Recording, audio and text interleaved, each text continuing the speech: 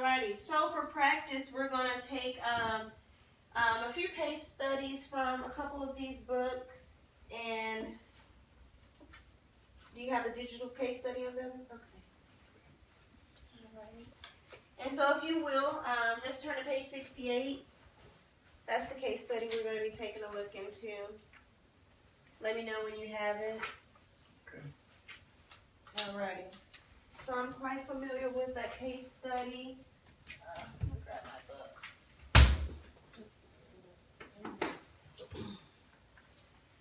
Alrighty, for this case study, it looks like a woman approached a bank manager and she had an issue because she wanted to cash her check, but due to the protocols of the bank, they had to charge her a $30 surcharge to charge that check. She did not like that $30 payment. So, she could pay $1 and open an account, and she could cash her checks for free there. But that's only if she had an account that she could pretty much utilize those services. So, for this case study, I'm going to select one, unless we have a volunteer. However, if this situation happened to you, she comes there, $30 fee, she does not like that $30 fee. What are you going to do? I will first of all do some research into the account. Just basically kind of look at the history of it. In other words, oh, she doesn't have an account? No, she doesn't have an account. That's why we're charging her the $30 fee, because she's a non-account holder. Right. To cash the check. Okay, so the first thing I want to do for her to avoid out that $30 fee, let's see about getting her an account first Excellent. of all. Excelente. Alrighty. So that's the first thing we want to do is try to see if she is against opening up an account, because at that point in time you're using the the seller's algebraic equation. If you find a solution, the rest will answer itself. You found a solution. Okay, she did not want to pay the $30. If she had, an account there, she didn't. There's a solution. Okay, open the account. You keep your $30, and you can come here and cash your checks, from now on. There's a solution. Problem solved. Simple as that. So, let's go to the next case study. And Felicia, I'm coming for you. Alrighty, so the next case study, can you turn to page 75 for me, please? Can you turn to page 75?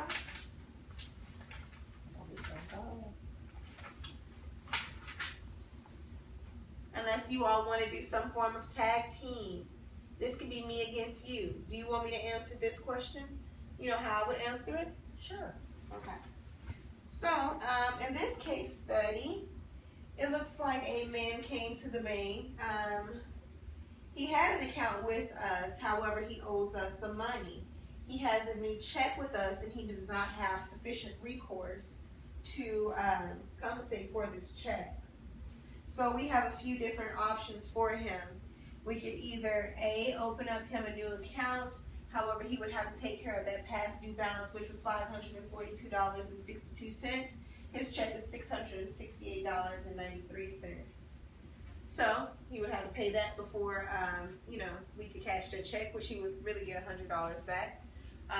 Or another option that we do have is the fact that he could go on a repayment plan where he would put some money down, $50 down, and he would set up direct deposit, and the direct deposit will basically grab some funds once the ACH hits the account. Also, let's go do another option for him. If that was just something if he were in dire need. I did not cover this. However, I have been known to give away a sale. Yes. You know the saying that says, if you love someone, let them go and they'll come back to you? I've done that to a few sales. So in this situation, I actually had a similar situation come about. A man owed us a significant amount of money, and the check that he brought in, it would have covered it, but he would not have had practically any money left.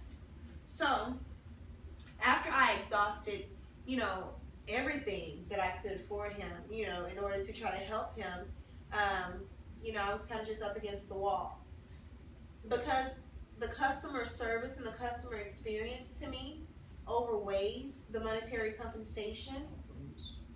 Yeah, it outweighs it. So it's just pretty much what the customer needs this. So it's just problem solving for me at that point in time. So I can't do it for you. However, I do know of another institution right here who could possibly help you with that. I'll refer them to someone who I feel like could be a better fit, or who could give them what they're asking for.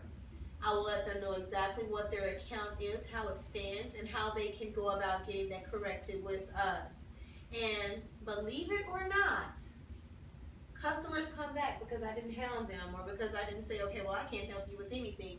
But because I took the extra initiative or the extra step to help them and to give them a solution. You know, even if I couldn't be the one who provided the solution, but the fact that I went above and beyond to provide a solution, they really enjoy that. And I guess they feel that, you know, I was a upfront, upstanding individual, and they chose to, once they got their financial situation in a better place, they came back and opened their accounts with me because they remembered that.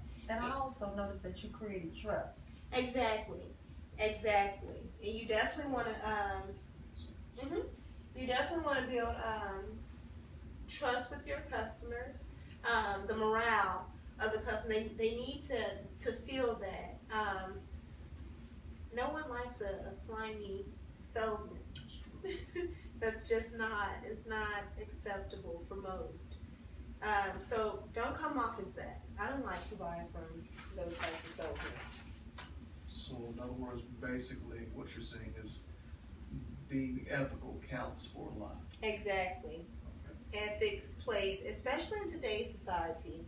We're seeing more that corporations are trying to embrace their ethical side, and the fact that they have, you know, morals, that they're concerned about the customer rather than, you know, the money.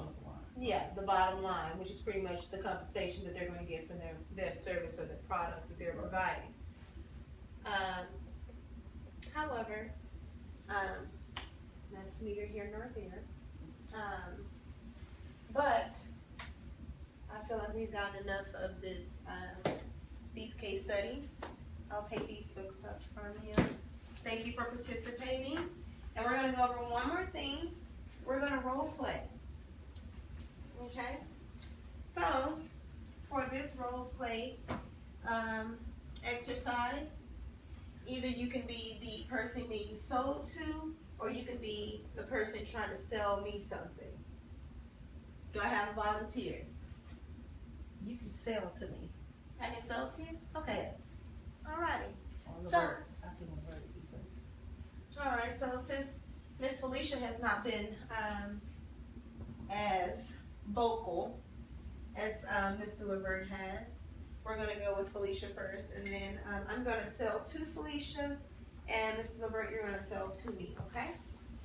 Alright, so what I decided to sell Miss Felicia is this handy dandy pen right here. This one-of-a-kind, unique neighborhood credit union pen. Okay. Alright. So, the first thing I'm going to do is I'm going to build morale. I'm going to build some type of understanding with Miss Felicia. Okay? Hello, Miss Felicia. How are you today? I'm doing good. And yourself? I'm well. Thank you so very much for asking. My name is Monique, and I work with the Neighborhood Credit Union. And I just wanted to let you see what we are offering this month. That would be our high-tech laser pen right there. That pen, it speaks 15 different languages. When you write, it processes what your brain thinks. And so it just, whatever you're thinking, it automatically writes it out. And it automatically translates it into whatever language that, you know, you think. Or, you know, if you wanted a different dialect, something like that. Because this is the most top-of-the-line pen that we are offering today. You know, it's kind of hard to come by. How do you like pens, or doesn't it feel good? I mean, it just feels like any other pen to me. I have several pens, but I want to know what's so unique about this pen right here. Okay. If you don't mind, let me see the pen that you're using right now. And let me show you this pen right here. So two, they both write. If you're just, you know, looking to write, maybe this is the better buy for you. You know, it's a very cost-efficient pen. It will do just that. If you want to write, that's all it's going to do. However, this pen right here, this has a very selective ink.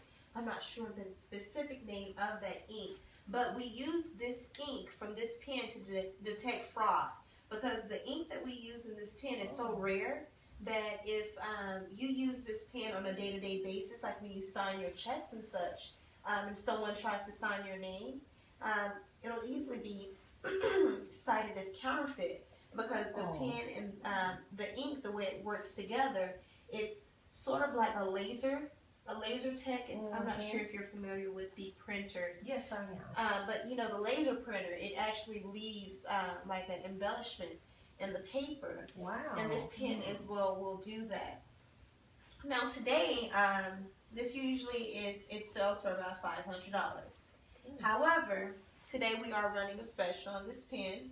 I can actually give you this pen as well as a few other things that I feel like would be essential to you, like some ink cartridges. Yeah, you see that right? Yes. Doesn't that look lovely? Okay, that sounds interesting, but $500, it has to do more than just what you mentioned. Right. So, yes ma'am.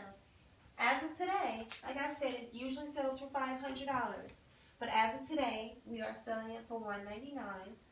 And that does include, you know, the rechangeable ink. It does come in 18 different colors, and you do customize the colors yourself. So if you want a specific shade of pink, you can customize it to that shade. If you want some form of, you know, engravement on the side of that pen, you can do that as well. You know, it detects fraud. It translates what you're thinking.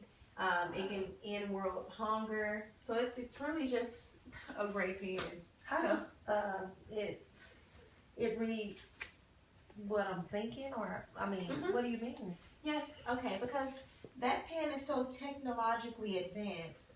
What's happening is the waves that your brain is sending from, you know, your brain, it's being transferred through the arm all the way down to the radioactive waves in your fingertips.